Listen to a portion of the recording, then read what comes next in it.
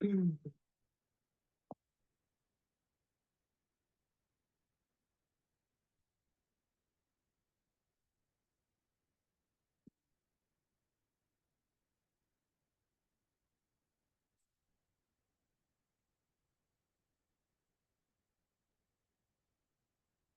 something blurry. Oh.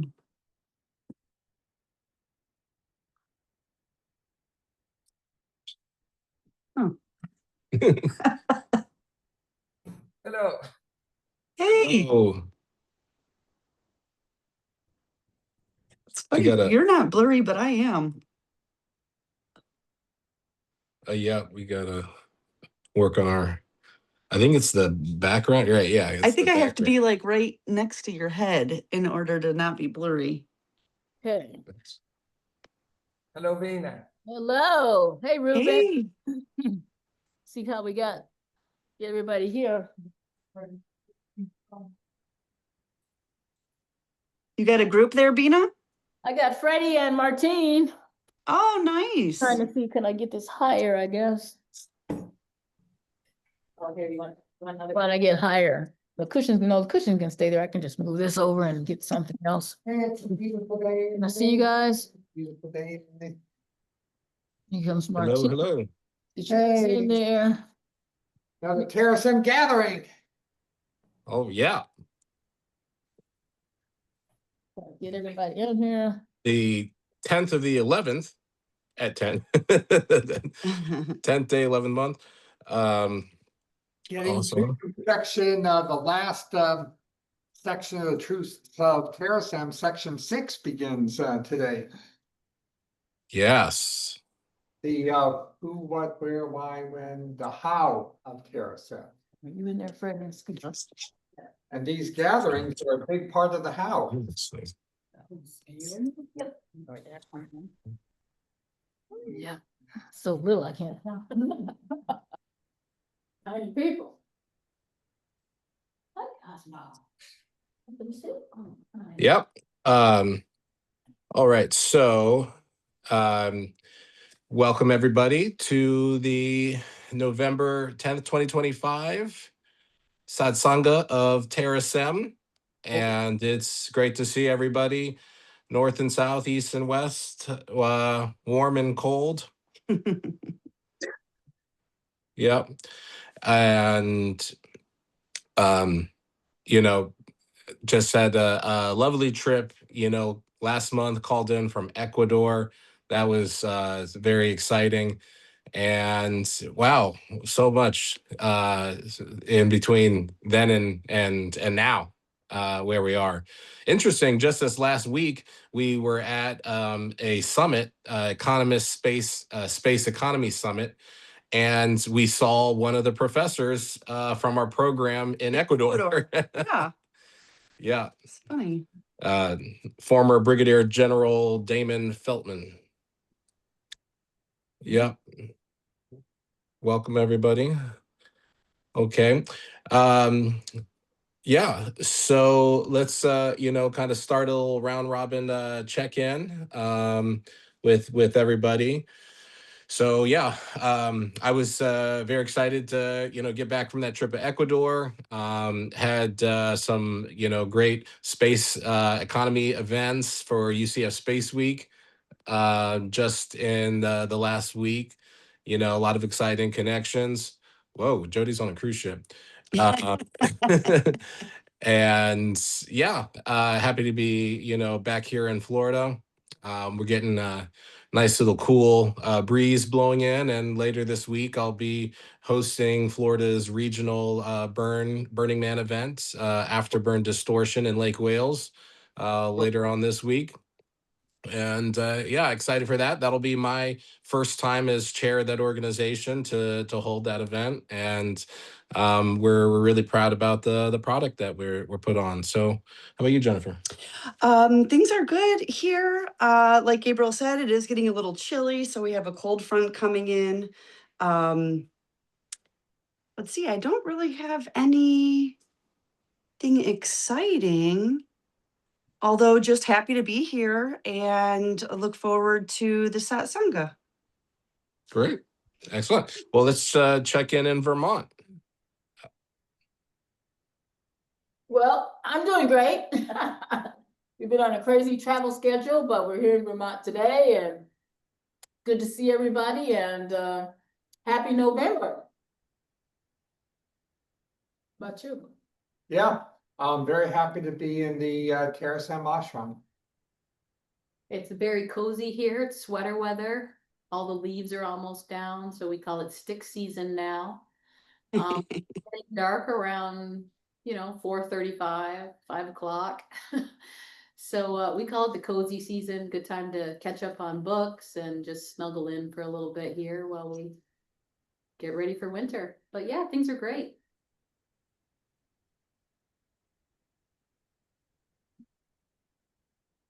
Awesome. All right. Well, let's move over and check in. How are you, Julio?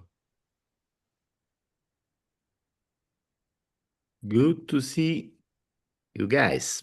Good to see you all. First, does anyone have an idea of how to remove this author note taker that I didn't want to have in the first place, or how to disable it forever?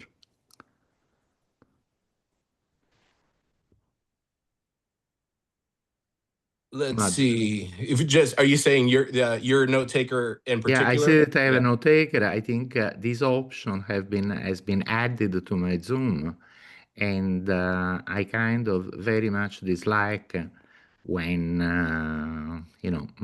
I get something on my screen that I didn't ask for. Yeah. So I've been trying for the last few minutes to disable it, but okay, it doesn't matter that much. I will find a way to remove it. So just let me give you an update on the Terasem colloquium next month. As you know, we have 5 really excellent speakers. I have been discussing with them in the last few weeks, and I think we can expect a great colloquium. In parallel, we'll have this new issue of the Terasem Journal, for which we have quite a few submissions. I want to thank Ruben for sending one. And one of the speakers at the colloquium has sent another. And I think this is the first time this happens. Also, someone whom we did not know has sent a submission, which is quite good, and will be included in the journal. So, it's a slow start, but slowly and steadily. Also, the journal is taking off, and I look forward to see all of you guys on December 14 next month. And that's pretty much all I have to say. So, since very soon my wife will wake up and take control of the sound waves, I will shut my microphone and put it on only if and when I want to say something. Excellent. Well, we're excited for the colloquium. Yeah, and the journals. It's so great to have both of those more vibrant than ever. Thanks. And so let's just to keep my flow in this. Welcome, Angela. I was just putting the colloquium on my calendar. Can you hear me? Yes. Hi, everybody. I am a bit don't know what to say. I just got back home last night from being in California for my mother's funeral. And it's just a reminder, that this realm, unless we use tech and advancements to really make longevity, escape velocity true, as a species, that our bodies are frail. These human meat suits are temporary. And yeah, so I'm feeling emotional. Oh, Yeah. So my parents, my grandparents are all gone.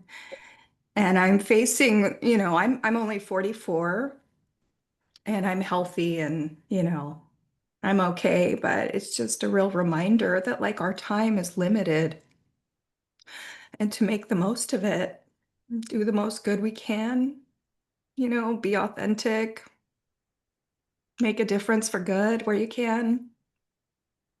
Sorry, I wasn't planning on crying.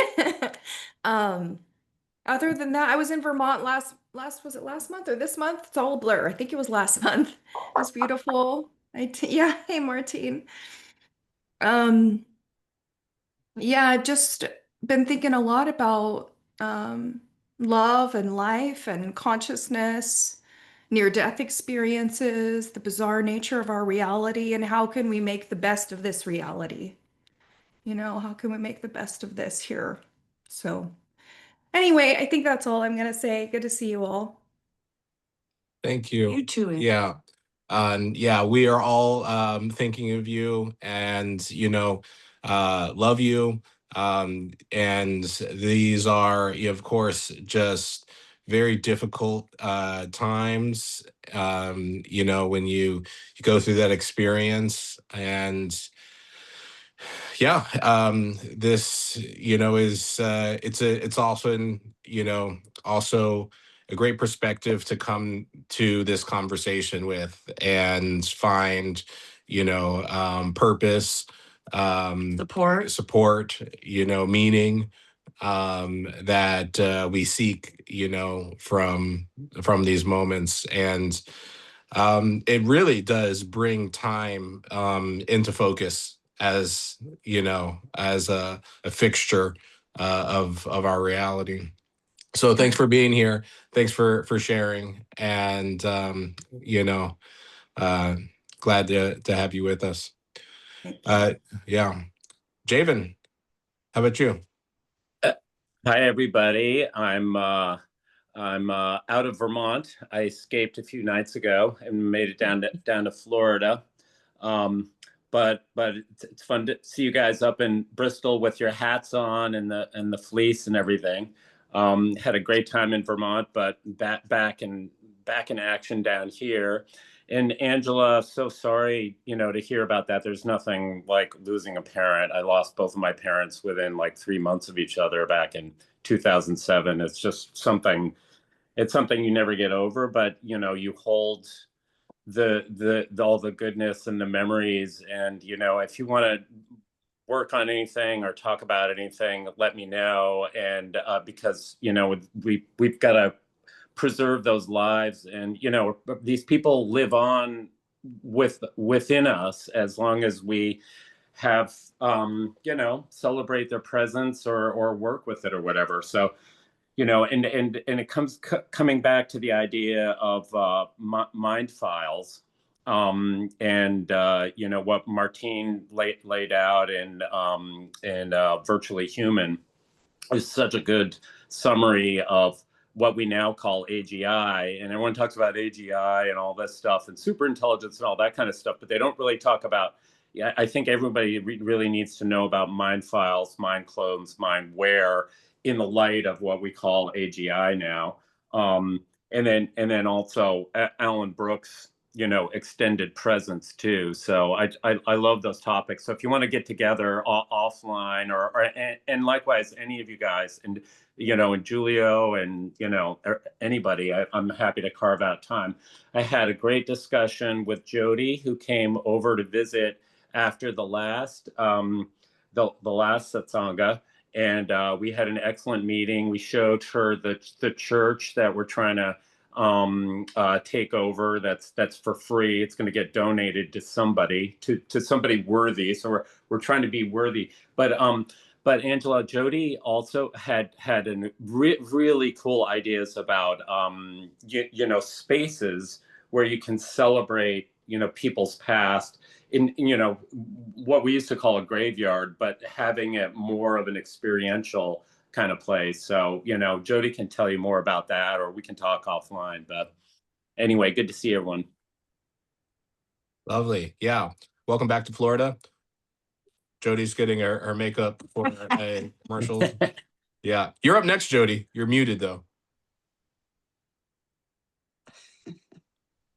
I'm an actress and a model, and we are here on a shoot right now. So this is part of my life. And we are on a shoot for Celebrity Cruise Lines right now. And I really wanted to be on the call because I love learning with all of you. Angela, I'm sorry to hear about everything that you're going through. I can imagine how that's going to be. I just wanted to share, like, just in talking with some of the other actors here on the ship, you know, many of them have kids, and it's kind of one of those things where, as a parent, when I explain what mind files can be, how the narrative of death and dying can change, and we can celebrate life and have beautiful spaces to do that, and then tap into a mind file and experience that in a sacred way, they all cry because they're like, wow, I could like your child could go speak to you and say, you know, Dad, what do I do? Mom, what do I do? Like, what do you think? Or tell me about when I was, you know, and I just think it's such a beautiful thing. And every time I share that with someone, the parent just, like, you know, starts to cry thinking about their kids behind still. So I'm just interested in learning more. I transitioned down to Florida right now, and I'll be down here for the season. So looking forward to connect with some of you who are down here as well. Awesome. Yeah. Well, thanks for joining in the middle of everything you got going on. And on a cruise ship. That's a first, I think, for our gatherings. And I have to say, Celebrity's a great ship if you guys want to, like, it's a great place to travel. They're really, really wonderful. We'll have to do that. I've been doing Royal Caribbean, but I'm willing to branch out. Yeah. Same family. Same family. Yeah, great. Awesome. Yeah. And so, you know, building on that, I think, you know, in times like this, you know, where we are dealing with a transition, you know, in life, I think it's effective to kind of, you know, take stock of what you have, what you would like to have, you know, when we're no longer, you know, able to, you know, have that conversation with someone, or, you know, acknowledging them passing on and considering, well, you know, what is of a real value of comfort to me in this moment, and or, you know, what am I missing? What would I really like? And then, you know, consider how you are then what you can share with your kids, you know, with your, you know, of your story, right? And you know, I think that's you know, a good exercise, you know, to kind of do it in this way, um, and make, you know, that less painful, less distant, you know, each and every, you know, time it happens, which, you know, I think builds a wall that fortifies, you know, the consciousness of humanity. Yeah. So Ruben, welcome. You're up next. Hello. I'm sorry I had to go for some minutes, so I didn't hear when Angela speak, but then I hear to Javin. So I'm not sure if I can say the words for you, Angela, in this moment in English. So I prefer only to say that you know that my feelings and my thoughts are with you. Only that. Thank you. Yeah. Awesome. Welcome. Hey, Steve, you're up next.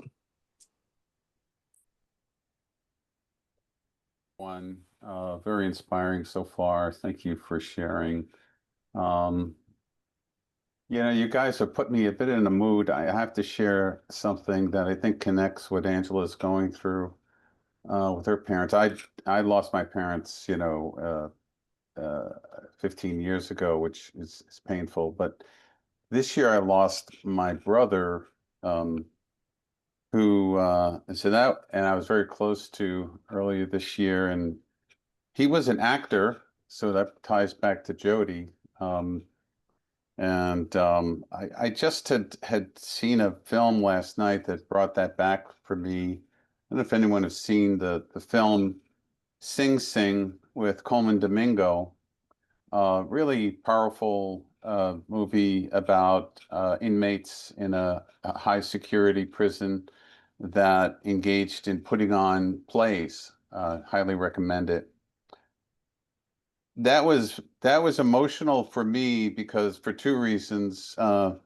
One, because it's centered around individuals putting on plays and what that was all about, and being incarcerated was almost incidental. And secondarily, and so that connected me to my brother, who was an actor, and he was a thespian, and he was a Shakespeare um, auteur. He taught Shakespeare and literature and that sort of thing. But also Coleman Domingo, who was really a big name in Hollywood these days. He was inspired to be an actor and encouraged to be an actor by a class that he had taken with my brother some 35 years ago. And he had approached my brother and asked him, do you think that I can become an actor? Do you think I can make it in this business? And my brother encouraged him to do so. And of course, anyway, it's just, thank you for bringing all this full circle for me in this emotional moment. And I think that, the remembrance of my brother, and certainly we don't have a mind file, but, we have the images, we have the videos, we have, I'm always, running into a video that I had made of him, reciting different Shakespeare, monologues and that sort of thing. I thank you for indulging me on this, but I think it seems to be of the moment here. And if I could very briefly shift to an announcement, which I think is very relevant to this group. The Beyond Earth Institute, as you know, I'm the president of that organization. Next week, we're putting on a very interesting webinar we're calling In Dialogue with the Space Evangelists. And I could have easily have included Gabriel now that I think about it, but it's going to be our good friends Frank White, Rick Tumlinson, Loretta Whitesides, and a newcomer, very interesting gal named Samantha Tauber, who is an artist, a performer, and a very articulate expresser of the space vision. I'm going to put this in the chat field, the link to this program. Definitely encourage you all. It will be a very introspective, high-level discussion of why we should even be considering going into space, why we should consider expanding human civilization beyond Earth. So it'll be that really high-level conversation, philosophical conversation. Encourage you all to join that. So thank you again, Gabriel, for inviting me, and good to see you again, Martine, and all of you. Look forward to this conversation. Excellent. Yeah. Thanks for sharing, Steve. Always such great perspective that you bring with you. And we actually got to see Rick and Lori this past week. They were both at the Economist Summit. Rick was also at the Space Settlement Summit just before that. And yeah, it was good to see both of them. Rick gave a very impassioned talk about, the why, and, very interesting. Right. It's his storyline. It's very, very similar. He talks about losing the influence his parents, losing his parents, the transition that put him through, finding, his purpose. And so, yeah, that was, again, very synchronistic with our conversation. That's great. Sorry I wasn't Yeah. able to be down there, but I heard it was a great event. Both of those events, yeah. Absolutely, yeah. They were. It was a very nice, and I would say, on two sides, the Space Settlement Summit in its arrangement. You know, brought in a lot of new perspectives, mostly which from the student body. So we had, you know, a lot more UCF students, you know, in the room and engaging, which really mixed up the dynamic from the kind of more usual Space Settlement Summit crowd. And the Space Economy Summit also, it brought in a lot of people, you know, mostly from the financial world, but family offices and bankers, investors who otherwise have had no background in space, don't work in a space field, you know, but were there to open their eyes to what, you know, the space economy is becoming. And on the other side of that, you know, a lot of what was talked about seemed kind of basic from a perspective of someone who's deeply ingrained in space. You don't need a, you know, 5-minute preamble on the formation of the universe. But it was great, and it was interesting to see, you know, a lot of faces, you know, mixed in with a lot of people just starting to open their eyes to how space affects their business. And yeah, there was companies like CVS, and a few others that, you know, are you know, household names, you know, that you see on the corner of the street, but you don't necessarily associate with space, and their leadership talking about how space does affect, you know, your everyday brick and mortar type business, you know, as well as your launch companies and communication providers. So very interesting. Yeah. All right. Well, unless there's someone I have missed or joined, have anything to add, I'm going to share screen and bring up this month's sections of the Truths of Terasem. To share screen.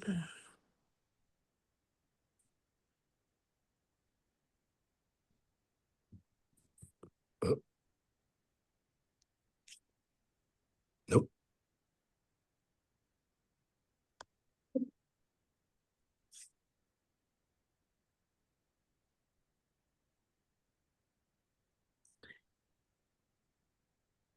Maybe it's screen, and then we're on a new device That today. Yeah, that is true. I haven't hosted I thought, From this. yeah, I it think was, you've no, hosted- yeah, you hosted absolutely. from my A little- computer when we were in Ecuador.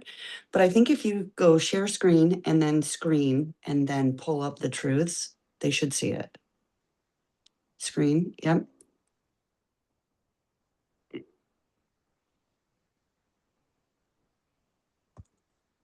Do you see them? We do. I got Oh, 'em. good. Oh, great. We don't. Excellent. Oh, Here we go. All right. Yeah. Yes. So unfortunately, I can't see them and you at the same time. Oh, here we go. All right. Okay. I'll start with the 6 and 6.1, and then look for volunteers to follow. How does Terasem work? Terasem uses educational rituals, personal cyber consciousness, and geoethical nanotechnology to coordinate the multiverse for conscious control. 6.1. Geoethical nanotechnology is a necessary and sufficient process for achieving diversity, unity, and joyful immortality. Joyful immortality arises because geoethics enables everyone to pursue unlimited happiness via personal, mutually respectful growth. Operating under geoethics means obtaining consent from affected others, always reducing unfairness and independently ensuring compliance. You must obtain consent if your actions are likely to meaningfully affect another conscious being. Fairness favors consent, so shape actions to help those with the greatest disadvantages. Umpires are needed because non-compliance with agreements breeds anger. Love how geoethical nanotechnology replaces entropy with order by converting space-time into information for beneficent control.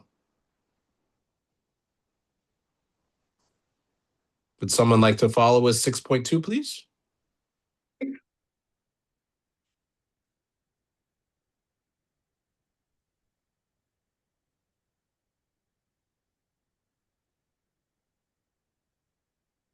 Is someone reading on mute? I'm sorry. Yeah, I will. Okay. Embrace nanotechnology that presents no clear and present danger, builds universal, joyful immortality, and is auditable. Danger must be assessed a priori and can be consented to if not palpable. Admit that risk of danger is necessary, like pampering thorns for the sake of a rose. Nanotechnology must be independently audited to ensure compliance with the terms of its consent. Grant consent to builds that maximize the ratio of joy and happiness to pain and suffering. Moving through. Enduring extropian success requires geoethical nanotechnology and pain-free joy for all. Realize nanotechnology is like a seed's potential. It exists, but has not yet sprouted into a plant. And just as a quick comment, I do think from this nanotechnology, we will be able to abolish the stupidity and the ignorance of the kind of deaths that Angela and Steve, described to us earlier.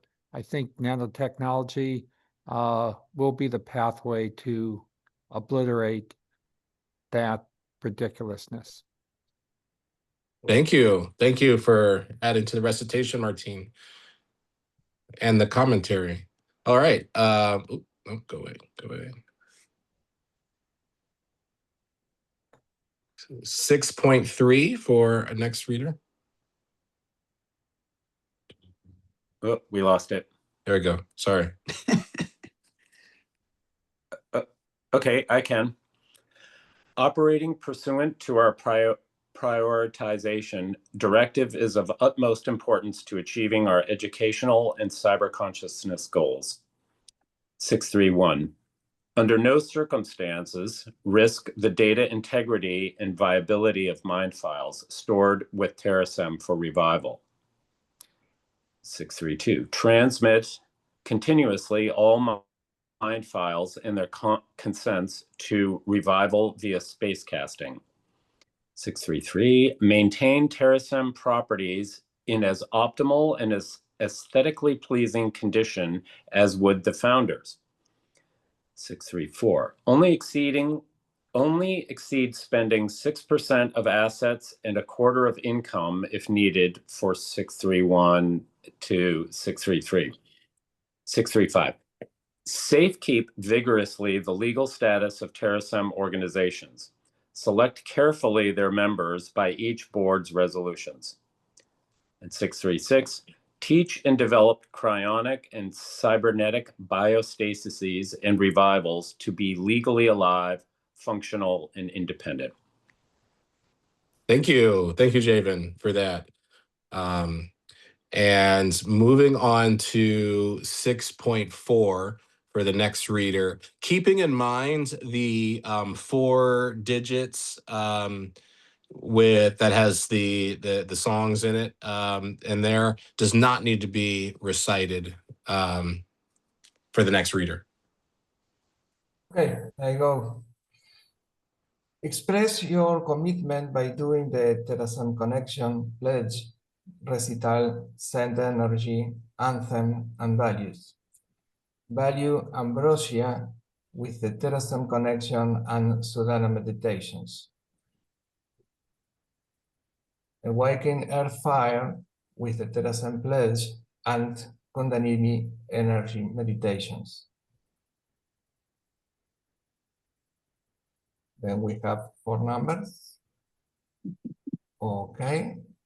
Give Aqualung with Terasem recitation and vital organ meditations. Use Star 9 with Terasem sent energy and immunity balancing meditations. Experience Crown Aura with the Terasem anthem and neutral mind meditations. See Alum al Mithral in Terasem values and 10 times positive chant meditations. Thank your family. The chosen family is, oh, sorry, that is Yeah. 6. Thank you, Ruben, for your contribution there. And our final section for today, if someone would like to read the 6.5. I'll do it. Tend your family. The chosen family is a basic building block unit of Terasem.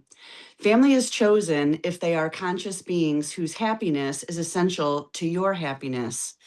A person is not chosen family from biology because the beam is mightier than the gene. Make Terasem your chosen family through honor of service and courage of loyalty. It is not easy joining and requiring participating, pledging, mind filing, and accepting the truths of Terasem. Love among some chosen family members may end, so hold on tightly, but let go lightly. Younger and older chosen family members exist to help each other thrive and survive. Oh, I think that is so fitting to the conversation we're having today. Yeah, it really is. And it's, it always is, it's really interesting, just how well that tends to work out. And I think there's a number of cases where, we come to this cycle in the year, it's preordained what gets read at what time, but what else happens is not. And not only does it always speak to the conversation that we had before we read, but almost so much that when we read in order, whoever ends up reading, has some relevance to the part that they just happen to fall in line with reading. And so it's quite awesome, I would say. On purpose. Yeah, to experience that. So yeah, let's open up. And does anyone want to go back to a particular section or have a comment that they'd like to or question or anything, clarification on the section? Yeah. So on the theme of synchronicity, like that you were just describing, Gabe. Yep. It's very, very interesting that right during the middle of the reading, this email popped into my phone from a person that I scarcely know. I actually would have thought I had very little in common with them, or Terasem had very little in common with them. And I'd never received an email from before, but is directly on point of this section. And if you don't mind, I would just briefly read it so you could appreciate the amazing thing. Absolutely, please. Yeah. So first of all, the email is from a lady who is deeply, deeply Catholic religious. And I know Bina's been with her a couple times, and everything is may God bless you, Jesus bless you. Just, she's seriously Catholic religious. She's been to the Vatican, all that.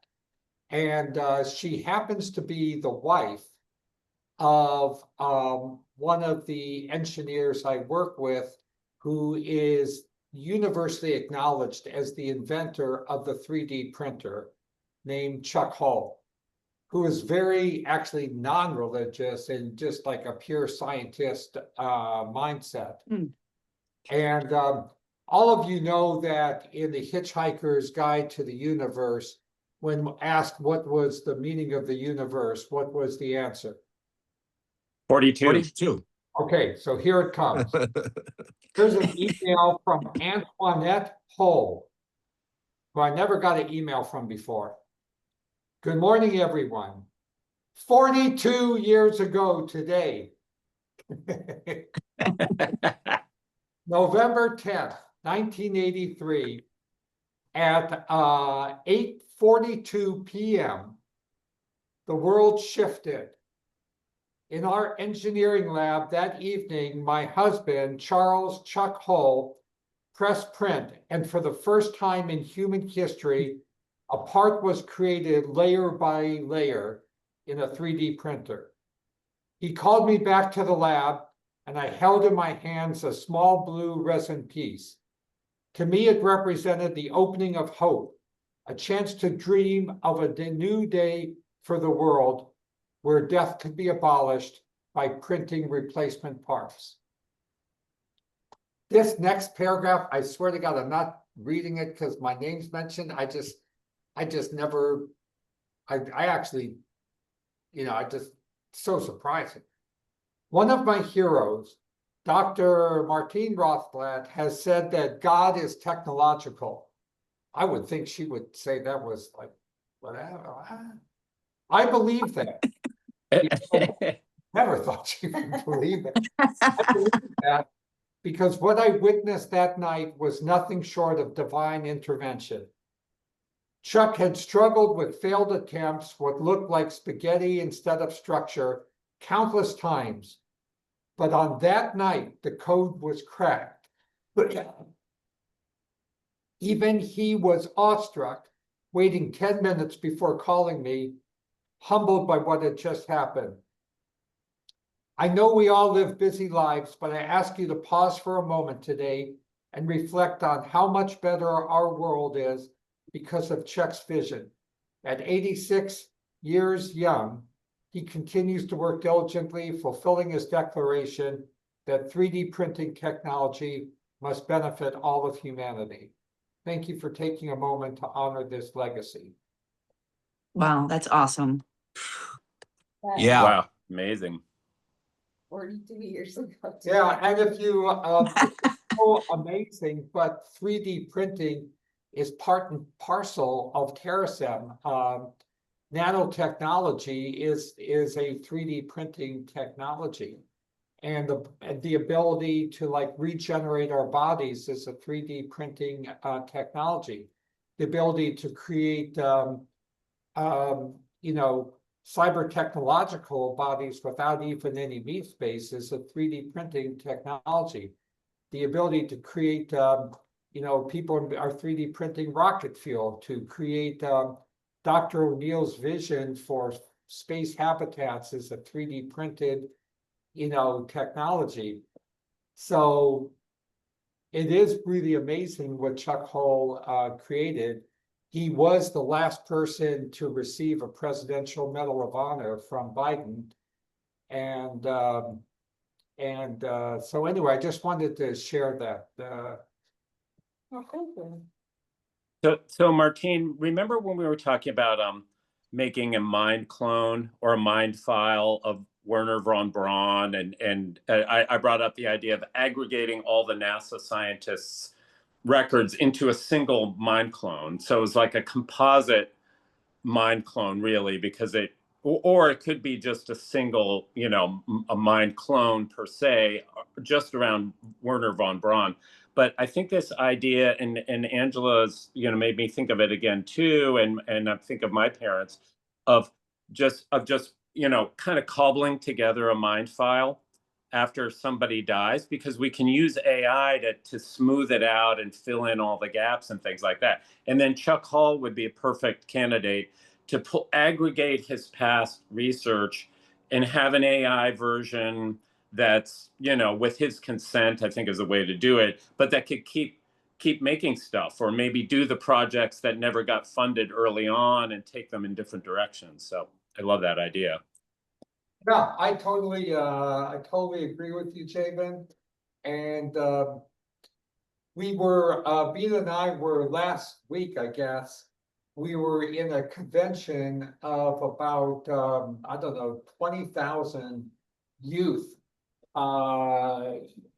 making robots in Panama. Oh, wow. And they asked me to like go up on stage and say something to them.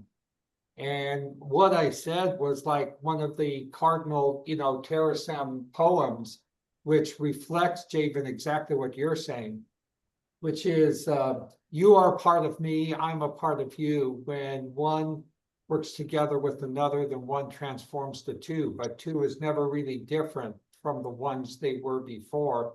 If anything, two just goes to show that one can be much more. So it's just like you're saying, Chafin, like, Wow. we read these collective mind files and collective consciousnesses with their collective buy-in and just, soar humanity to heights never imagined before. Yeah, yeah. And then one other thing too is like, Jody's idea of having, sort of redoing the graveyard or the memorial space is to have geographic spaces that relate to those people.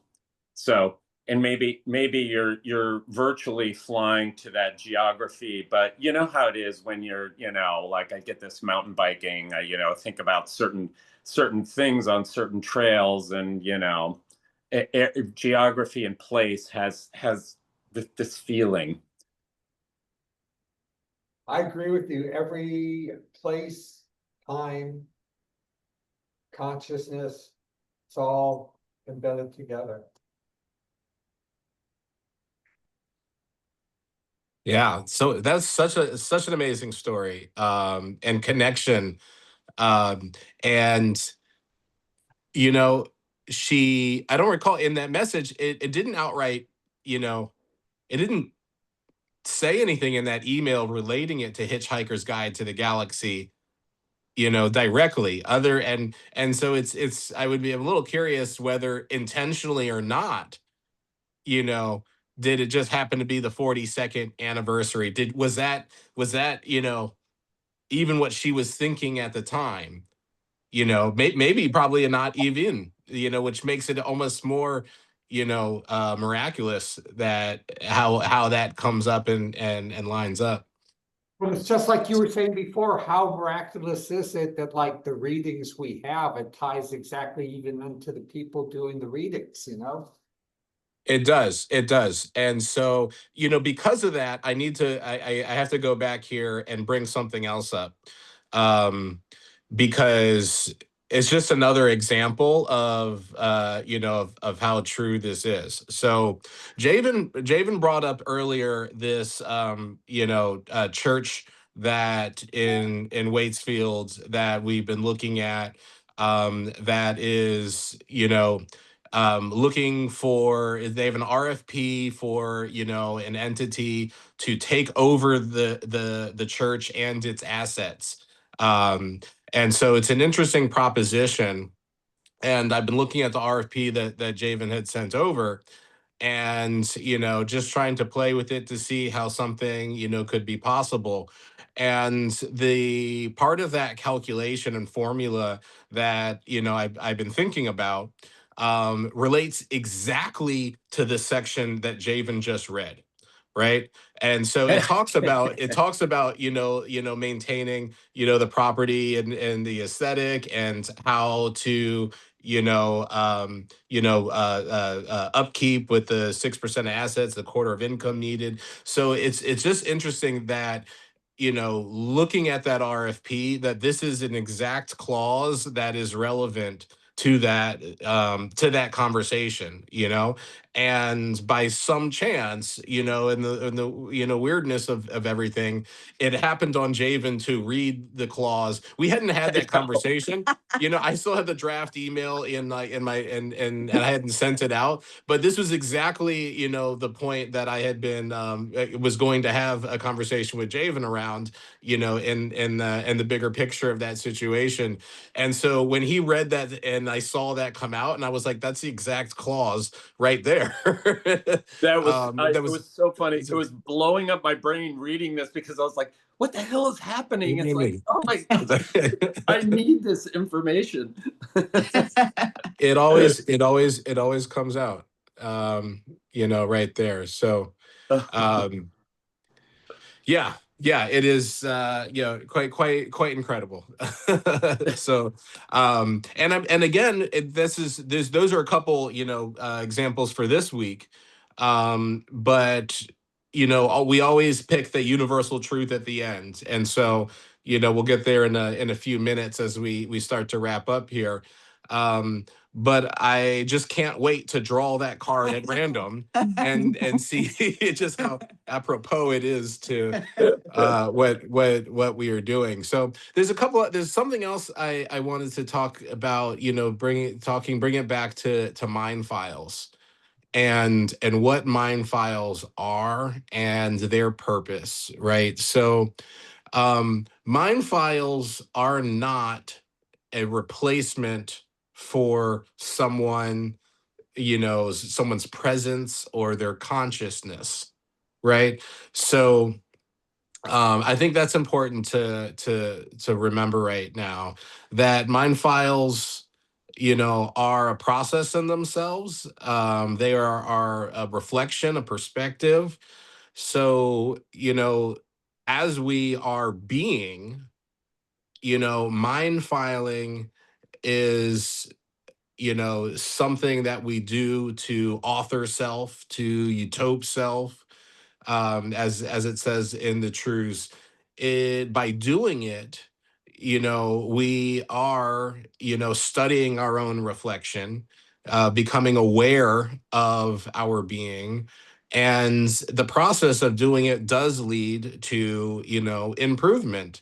It's a form of self accountability, which has a value, in consciousness of itself. Our bodies are capable of consciousness, but that doesn't make us good. And so mind filing is a process that I think we follow, and that leads us, down a path of consciousness, and leaves behind a path for others to follow in the wilderness, of the multiverse. So I think there's a benefit of it there. And then on the other side is that we acknowledge that some of these things are not yet, present, that Terasem has not yet fully fulfilled itself, and so that loss still, sacrifice, suffering still exists, and that we're working, to improve upon that.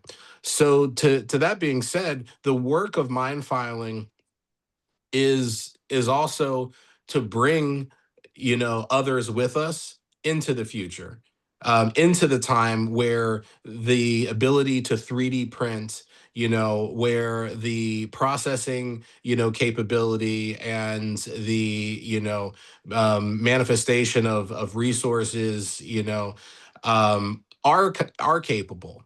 And so there is another mitzvah, not just in the process of self, but in the, process, with others, that mind filing, plays a role in. And so I think that's important to understand, and to practice, um, as we pursue each of our own courses, of Terasem, that what is it really? And so that's I think my sermon for for this month. um so scrolling back, reviewing our recitation, any other points that maybe someone resonates with or wants to revisit before I close the share? Oh yeah, Angela, I see your hand. Yes, I'd like to. A couple times in the reading today, the phrase joyful immortality came up, and I know that's like a major tenet of the truths of Terasem. And, I've been thinking about death and life. And, in my mother's own existence, death at this point for her, it was kind of like a relief. The accumulation of traumas, the accumulation of physical limitations, death was a relief for her. But for those of us who are left behind, death is like one of the greatest traumas we go through. Like if you think back on your own traumas of your own life, probably losing people you loved was like a deep wound, a scar that just never really goes away. You just learn to live with it. And so one of the things I really like about Terasem is that there's like this moonshot of like joyful immortality, like that is something we can think about, that we can utter.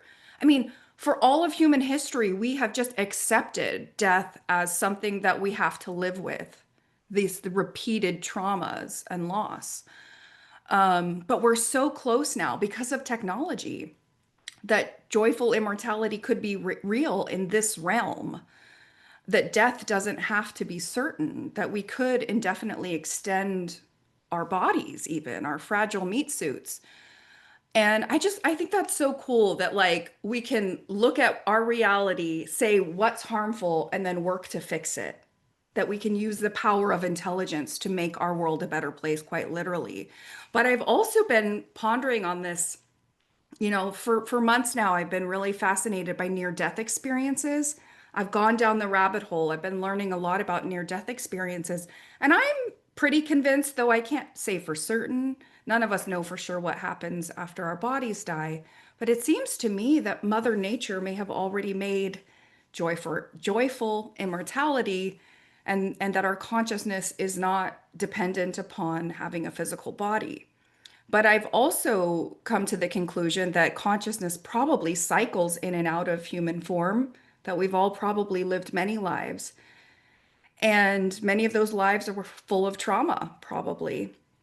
And I've wondered, like, why, like, how do we make sense? Like, what's the point? Like, if consciousness is just cycling through lives and trauma, maybe the point is to make a reality that's worth staying in, to make a heaven on earth, to make, bodies that can live healthily and pain-free, where love is our guiding force. Like I feel like that's the lesson I'm taking from the traumas and loss and the rabbit holes of near-death experiences, is like the challenge ahead of us is, yes, Mother Nature showed us that we can live and exist in conscious disembodied form. But we've also been cycling through versions of existence without a home to rest in. And Earth is beautiful. The human experience is beautiful and painful, but how can we intentionally create our own reality so we'll want to stay in this version of it? And I think that's a challenge. And I think it's so cool that United Therapeutics, with their work on replacement organs, is making that possible. And it's a pleasure to know you all. And thank you for letting me rant on my meanderings and wonderings. Yeah, that was beautiful. I could not have said it better. And with that, I think the best thing to do is, draw a truth card, ask everyone to, begin to find their breath. And I think I just turned that off. Yeah, let's begin our conclusion. So get comfortable, align yourself. Begin to take a deep breath in, hold it, and exhale slowly. Goodwill. Goodwill creates a wave of positive energy, invoking spiritual healing. It produces an aura of protection around those who offer it to another. Talking about something is not sufficient. Above all, we must be examples of goodness. Goodwill is a universal mother being instinctively manifested through us. It restores hope to the existing wailing world. However, it also brings hope to ourselves because more often than not, we are happiest when helping.